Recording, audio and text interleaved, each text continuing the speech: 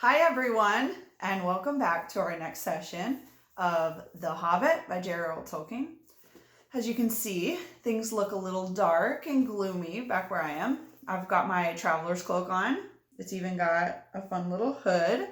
So I am pretending that I am along with the group, and I am going into Mirkwood Forest.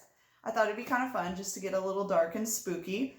Since the next chapter will be it'll be a little adventurous, it'll be a little dangerous, and it might be a little dark. So here's our dark background. If you guys remember from the last time that we met, the second part of chapter 7, Bilbo and the company had just come to the very edge of Mirkwood Forest. They have let the ponies go. The ponies went back to Beorn. And now they are going to start going through Mirkwood Forest. And as you've heard both from Beorn and from Gandalf, he has issued quite a serious warning, both of them, that if you stray from the path, there's a very good chance that you will not make it out of Mirkwood. So remember that as we go into our chapter.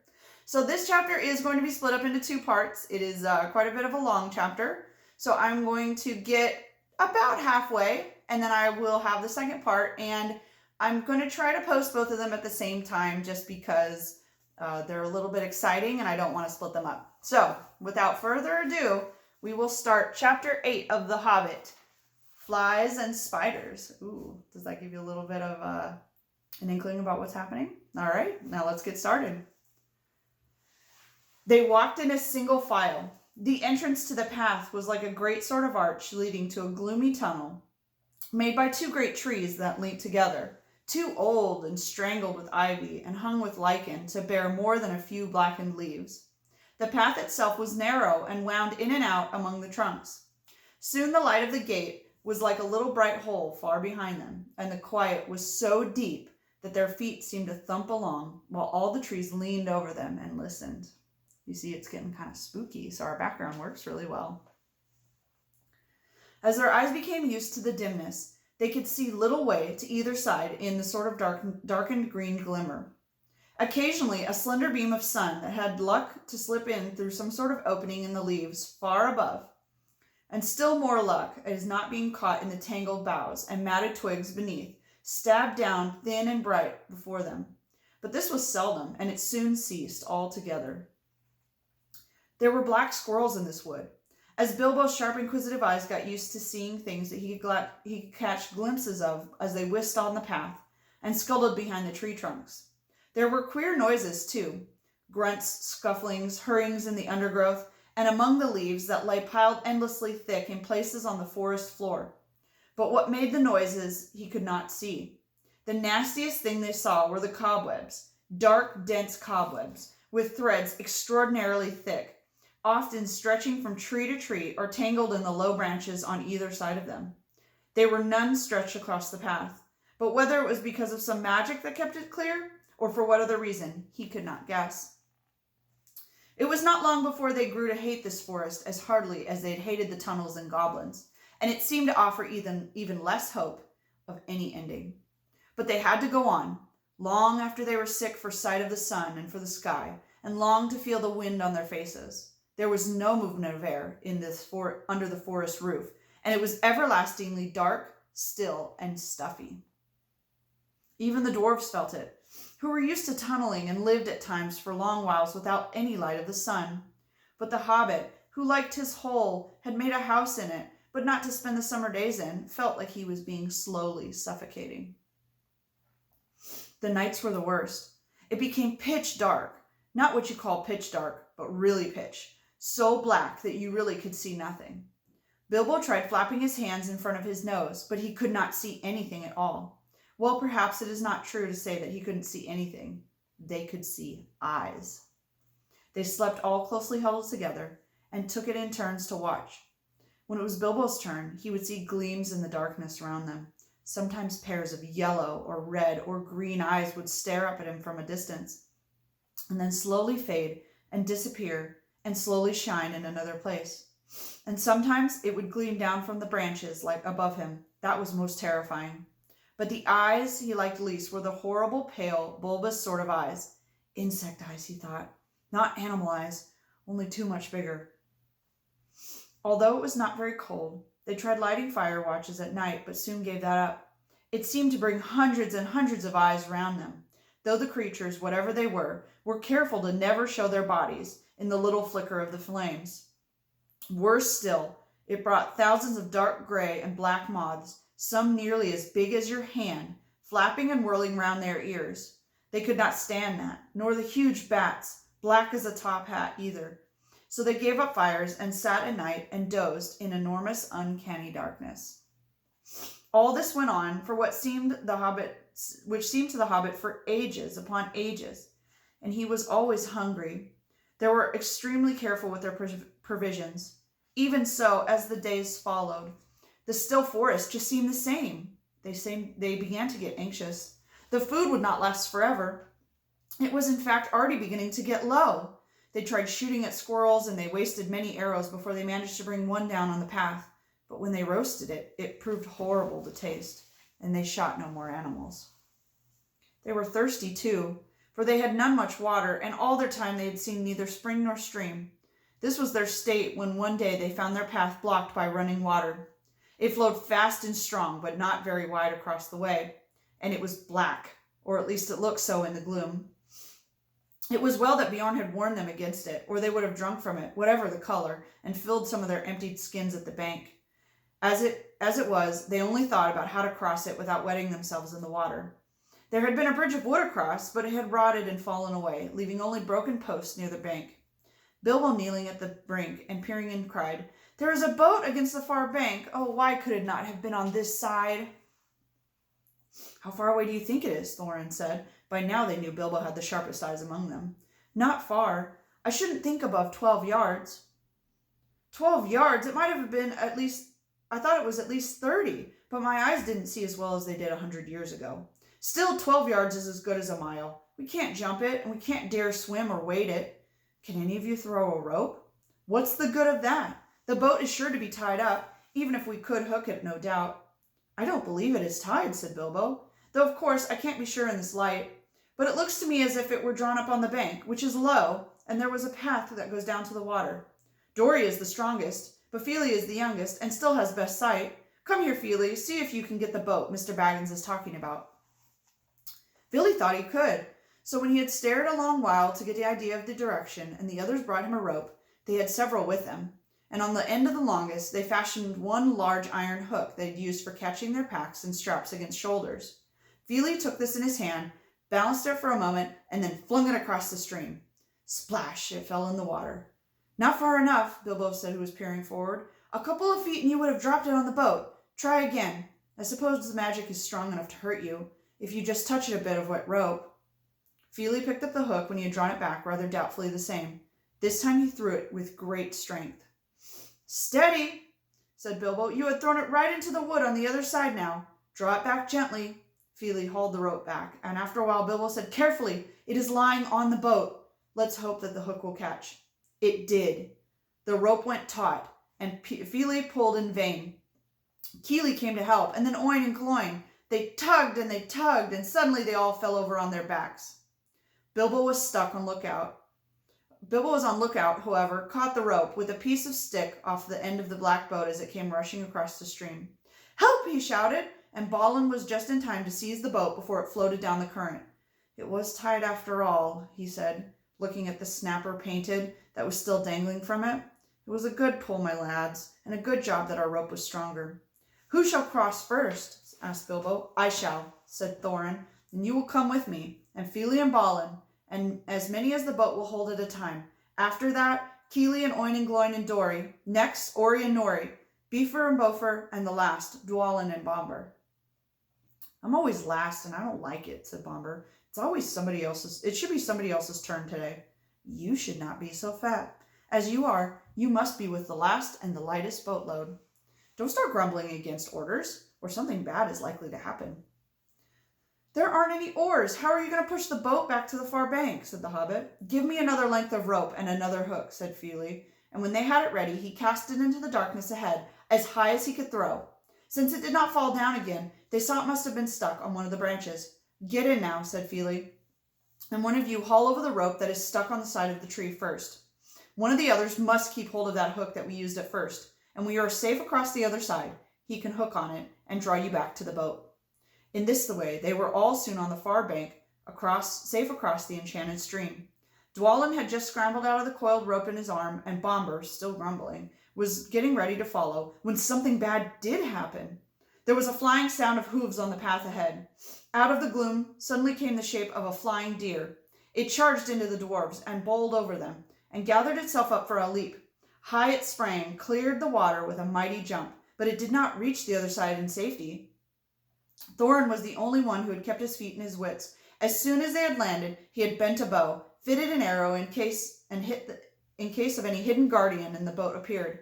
Now he sent a swift and sure shot to the leaping beast. As it reached the further bank, it stumbled. The shadow swallowed it up, but they heard the sound of hooves quickly falter and go still. Before they could shout in praise of the shot, however, a dreadful wail from Bilbo put all of his thoughts of venison out of their minds. "Bomber has fallen in! Bomber is drowning!" he cried. It was only too true. Bomber had only 1 foot on the land when the heart bore down upon him and sank over him. He stumbled, thrusting in the boat away from the bank, and then toppled into the dark water, his hands slipping off the slimy roots of the edge, while the boat span slowly off and disappeared. They could see his hood above the water as they ran into the banks. Quickly, they flung a rope with a hook towards him. His hand caught it, and they pulled him towards the shore. He was drenched, from hair to boots, of course, but that was not the worst. When they laid him on the bank, he was already fast asleep, with one hand clutching the rope so tight that they could not get it from his grasp, and fast asleep he remained in spite of all they could do. They were still standing over him, cursing their ill luck and Bomber's clumsiness, and lamenting of the fact of the lost boat, which had made it impossible for them to go back and look for the deer. When they made it aware of the dim blowing of horns in the woods and the sound of dogs baying far off, then they fell silent. As they sat, it seemed they could hear the noise of a great hunt going on the north of the path, though they saw no sign of it. There they sat for a long while and did not dare make a move. Bomber slept with a smile on his face, as if he no longer cared for the troubles that vexed him. Suddenly on the path appeared some white deer, a hind and fawns, as snowy and white as the deer had been in the dark. They glimmered in the shadows, and before Thorin could cry out, 3 of the dwarves had leapt to their feet, loosed off their arrows from their bows. None seemed to find their mark. The deer turned and vanished in the trees as silently as they had come, and in vain the dwarves shot arrows after them. "Stop! Stop!" shouted Thorin, but it was too late. The excited dwarves had already wasted their arrows, and now the bows that Beorn had given them were useless. They were gloomy that part of the night, and the gloom had gathered even deeper on them in the following days. They had seemed to cross the enchanted stream, but in the path they could straggle on just as before, and the forest seemed not to change. Yet, if they had known more about it and considered the meaning of their hunt, the white deer that had appeared on their path, they would have known that they were at last drawing towards the eastern edge, and would soon come, if they could have kept up their courage and hope, to thinner trees and places where sunlight had come in. But they did not know this, and they were burdened with the heavy body of Bomber, which they had to carry along with them as best as they could, taking the wearisome task in turns of 4 each, while the others shared packs. If these had not become all too light in the last few days, they never would have bandaged it. But a slumbering and smiling Bomber was poor exchange for packs filled with food, however heavy. In a few days' time, there was practically nothing else to eat or drink. Nothing wholesome they could see growing in the woods, only fungi and herbs with pale leaves and unpleasant smells. About 4 days from the enchanted stream, they came to a part where most of the trees were beeches. They were at first inclined to be cheered by the change, for here there was no undergrowth, and the shadow was not deep, and there was a greenish light among them, and in places they could see some of the distance of sides of the path. Yet the light only showed them endless lines of straight gray trunks, like the pillars of some kind of huge twilight hall. There was a breath of air and a noise of wind, but it had a sad sound. A few leaves came rustling down to remind them that autumn was coming. Their feet ruffled in among the dead leaves of countless other autumns that had drifted over the banks of the path from the deep carpets of the forest. Still Bomber slept. They grew very, very weary. At times they heard disquieting laughter. Sometimes there was singing in the distance, too. The laughter was the laughter of fair voices, not of goblins, and the singing was beautiful, but it sounded rather eerie and strange. and they were not comforted. Rather, they hurried on from those parts with what strength they had left. 2 days later, they found their path going downward, and before long, they were in a valley filled with almost entirely with a mighty growth of oaks. "Is there no end to this accursed forest?" said Thorin. "Somebody must climb a tree and look and see if he can see his head above the roof and have a look around. The only way to choose is the tallest tree that overhangs the path." Of course, somebody meant Bilbo. They chose him because to be of any use, the climber had to get his head above the most topmost leaves, and he must be also light enough for the highest and slenderest branches to bear him. Poor Mr. Baggins had never had much patience climbing trees, but they hoisted him up to the lowest branch of an enormous oak that grew right out of the path, and up he had to go as best as he could. He pushed his way through the tangled twigs with many a slap in the eye, and was greeted and grimed from the old bark. He was green and grimed from the old bark of greater boughs. More than once he slipped and caught himself just in time. And at last, after a dreadful struggle in a difficult place where there seemed to be no convenient branches at all, he got near the top. At the time he was wondering whether there were spiders in the trees, and how he was going to get down again except by falling.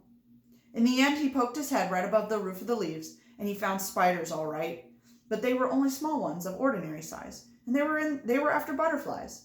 Bilbo's eyes were nearly blinded by the light. He could hear the dwarves shouting up at him from far below, but he could not answer. He could only blink. The sun was shining brilliantly, and he saw a long while before he could bear it. And when he could, he saw all around him a sea of dark green, ruffled here and there by breeze, and everywhere were hundreds of butterflies. I expect they were a kind of purple emperor, a butterfly that loves the top of oak woods, and that were not purple at all, but were a very dark velvety black, without any markings to be seen. He looked at the black emperors for a long time, and enjoyed the feel of the breeze in his hair and his hands and his face, but at the lengths of the cries of the dwarves, who were now simply stamping with impatience below, reminded him of his real business. It was no good. Gaze as he might, he could not see to the end of the trees in any direction. His heart, that had been lightened by the sight of the sun and the feel of the wind, sank back to his toes. There was no food to go back down to below. Actually, as I have told you, they were not far off to the edge of the forest. If Bilbo had any sense to see it, the tree that he had climbed, though was tall himself, was standing near the bottom of a wide valley, so that from its top the trees seemed to swell up around the edges of a great bowl. He could not see, and could not expect to see how far the forest lasted. Still, he did not see this, and he climbed down full of despair. He got to the bottom again, scratched, hot and miserable, and could not see anything in the gloom below when he got there. His report soon made the others feel as miserable as he was. "The forest goes forever and ever in all directions. What shall we do? And what is the use of sending the Hobbit?" they cried, as if it was his fault. They did not care tuppence about the butterflies, and were only made more angry when he told them about the beautiful breeze, which they were too heavy to climb up and see for themselves. That night they ate the very last scraps and crumbs of their food, and the next morning they woke hungry. The first thing they noticed is that they were still gnawingly hungry, and then the next thing was that it was raining, and that here and there the drip of the drip dropping heavily on the forest floor. That only reminded them that they were practically parchingly thirsty, without doing anything to relieve them. You cannot quench a terrible thirst by standing under giant oaks and waiting for a chance drip to fall on your tongue. Only a scrap of comfort came from was from Bombur. He awoke suddenly and sat up scratching his head. He could not make out where he was at all, nor why he felt hungry, for he had forgotten everything that had happened since they started on their journey that May so long ago. The last thing he remembered was the party at the Hobbit's house, and had a great difficulty in making him believe all of their tales of their many adventures they had since. When he heard that there was nothing to eat, he sat down and wept, for he felt very weak and wobbly in the legs. "Why ever did I wake up?" he cried. "I was having such wonderful dreams, dreaming I was walking on a forest rather like this one, only lit with torches, and the trees and the lamps swinging from the branches, and fires burning on the ground, and there was a great feast going on forever. A woodland king was there with a crown of leaves. There was merry singing, and I could count and describe the things that were to eat and to drink." "You need not try," said Thorin. "In fact, if you can't talk about something else, you'd better be silent. We are quite annoyed with you as it is. If you hadn't woken up, we would have just left you to your idiotic dreams in the forest. You are no joke to carry, even after weeks of short commons." There was nothing now to be done but tighten their belts round their empty stomachs and hoist the empty packs and drudge along the track without any great hope of ever getting to the end before they lay down and died of starvation.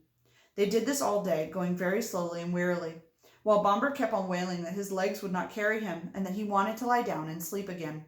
"No, you don't," they said. "You get your legs to take their share. We have carried you far enough."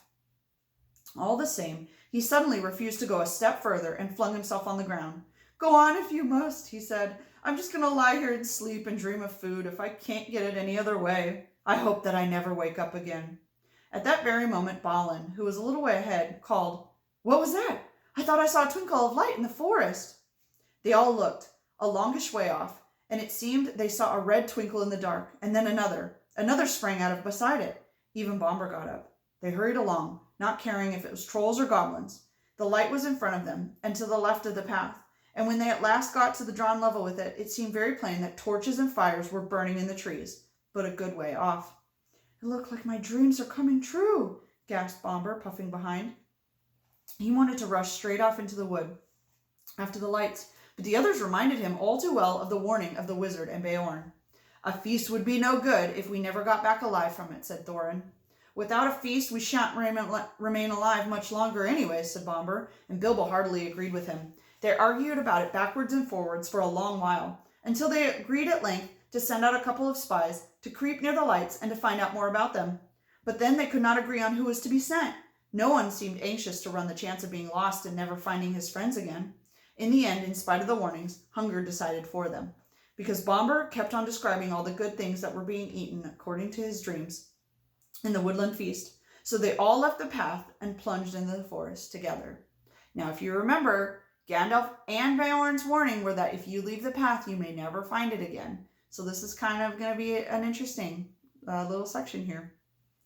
After a good deal of creeping and crawling, they peered round the trunks and looked into the clearing where some trees had been felled and the ground leveled. There were many people sitting there, elvish-looking folk, all dressed in green and brown and sitting on sawn rings of the felled trees of the great circle. There was a fire in their midst, and there were torches fastened to some of the trees round it. But most splendidly sight of all, they were eating and drinking and laughing merrily. The smell of the roast meats was so enchanting that without waiting to consult one another, every one of them got up and scrambled towards the ring with the idea of begging for food. No sooner had they first stepped into the clearing than all the lights went out like magic.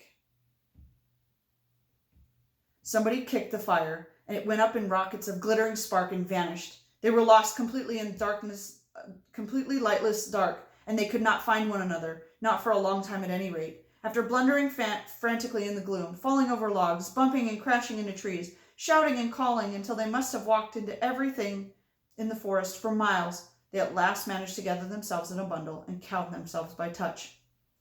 By that time, they had of course quite forgotten the direction the path lay, and were all hopelessly lost, at least until the morning. There was nothing for it but to settle down for the night where they were. They did not even dare to search for food on the ground, for scraps of food, for fear of becoming separated again. But they had not been lying long, and Bilbo was only just getting drowsy when Dory, whose turn it was to watch first, said in a loud whisper, "The lights are coming out over there, and there are even more of them." Up they all jumped. Sure enough, not far away were a score of twinkling lights, and they heard the voices and laughter quite plainly. They crept slowly towards them in a single line, each touching the back of the one in front. When they got near, they said, "No rushing forward this time. No one stir from a hiding place till I say. I shall send Mr. Baggins alone into the forest to talk to them. They won't be frightened of him." What about me of them? Thought Bilbo. And anyways, I hope they won't do anything nasty to him. It had been difficult collecting themselves before, and it was far worse this time, and they simply could not find the Hobbit. Every time they counted themselves, it only made 13. They called and shouted, "Bilbo Baggins! Hobbit, you dratted Hobbit! Hobbit, confiscate you! Where are you?" and that other sort, but there was no answer. They were just giving up hope when Dory stumbled across him by sheer luck. In the dark he fell over what he thought was a log, and what he found was the Hobbit, curled up, fast asleep. It took a deal of shaking to wake him, and when he was awake he was not pleased. "I was having such a lovely dream," he grumbled, "all about the most gorgeous dinner." "Good heavens! He has gone like Bomber," they said. "Don't tell us about dreams. Dream dinners aren't any good if we can't share them. They're the best I'm likely to see in this beastly place, he muttered as he lay down beside the dwarves and tried to go back to sleep to find his dream again. But that was not the last of the lights in the old forest.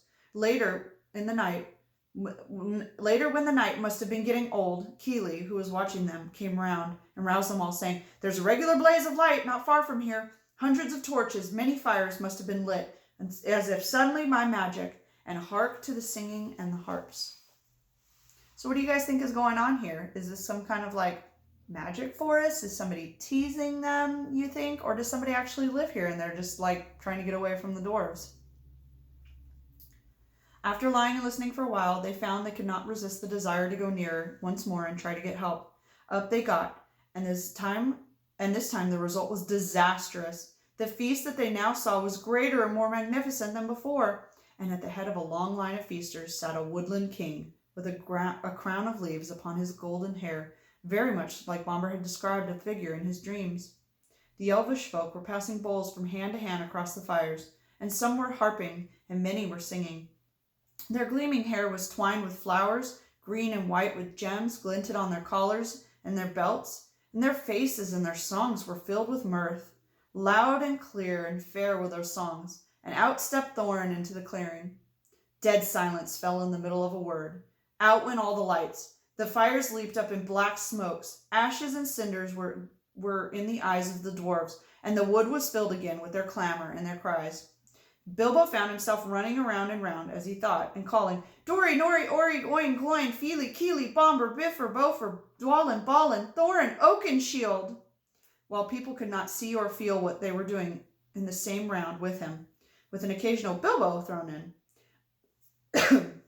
But the cries of others got steadily further and fainter, and although for a while it seemed as though they had changed to yells, the cries for help in the far distance, all noise at last died away, and Bilbo was left completely in silence in the dark. All right, I am going to stop there. I know we're at a little bit of a turning point. However, we've reached about halfway through the chapter, and I'm about at 30 minutes, and I think we have just over 10 pages to go. So I'm going to stop there. So I'm kind of interested to see what you guys think. I know it's kind of a little bit of a cliffhanger. You know, are they real? Is there magic going on? Are they being set into a trap? So I will leave you to your thoughts, and we will figure it out next time. Thank you guys so much for joining me, and I will see you all later.